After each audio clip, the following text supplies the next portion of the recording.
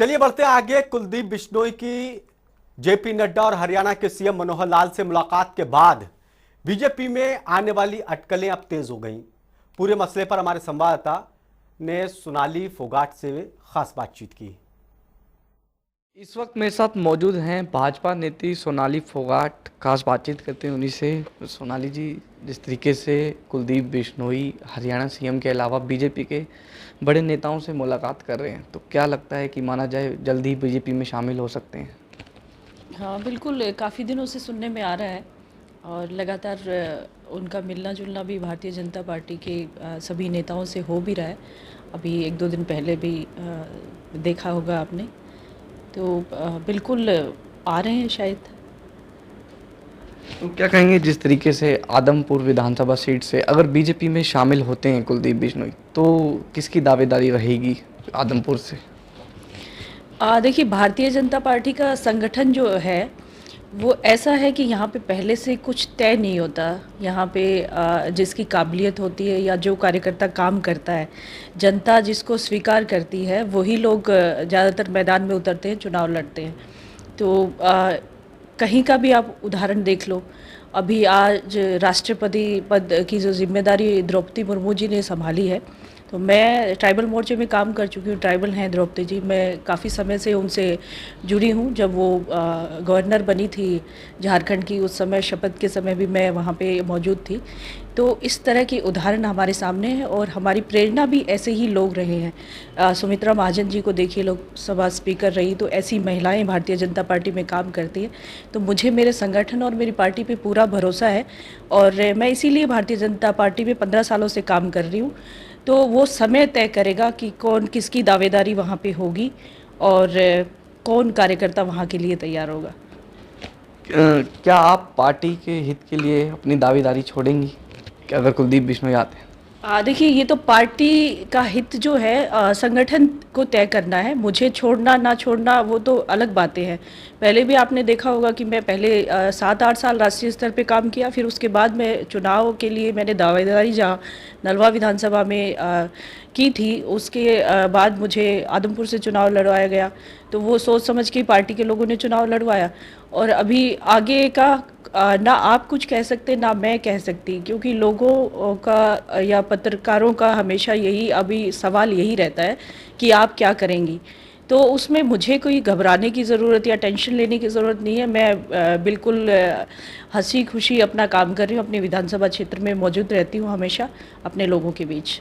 कि जिस तरीके से बीजेपी में अगर कुलदीप बिश्नोई आते हैं तो क्या फ़ायदा होगा बीजेपी को, मानते हैं हम? देखिए, कोई भी किसी संगठन से जुड़ता है तो उस इंसान का फ़ायदा तो होता ही है।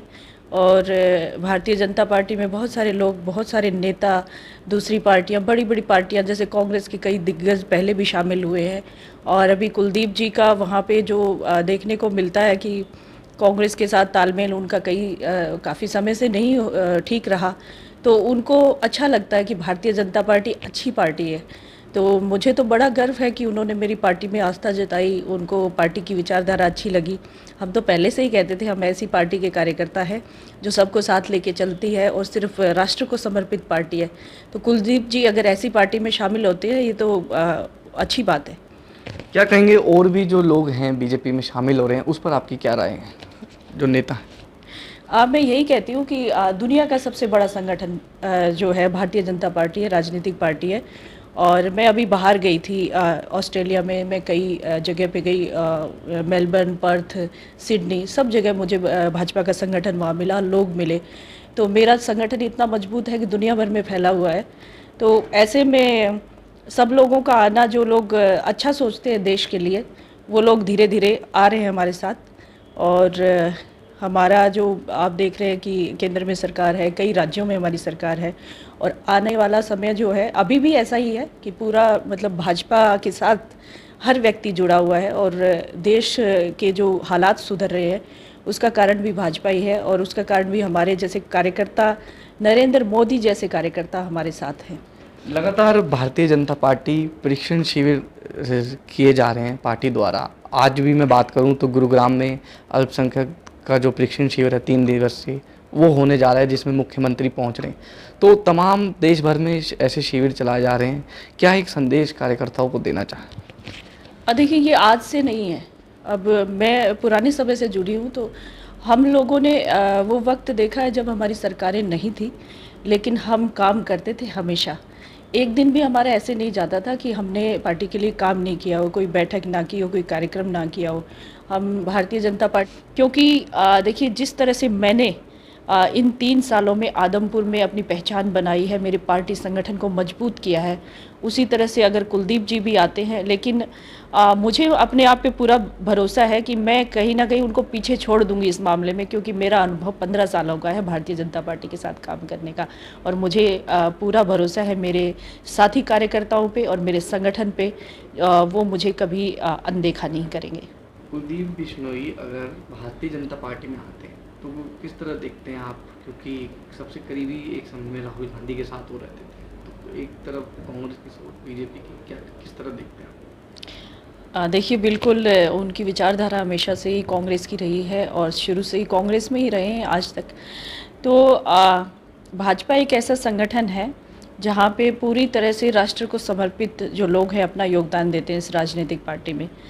तो अभी मुझे लगता है कि कुलदीप जी, इतने दिनों तक तो उनको लग रहा था कि भाजपा की सरकार है, हमें उसका बेनिफिट लेना चाहिए, क्योंकि कांग्रेस की सरकार तो काफ़ी समय से नहीं है और ना ही आने वाली हरियाणा में।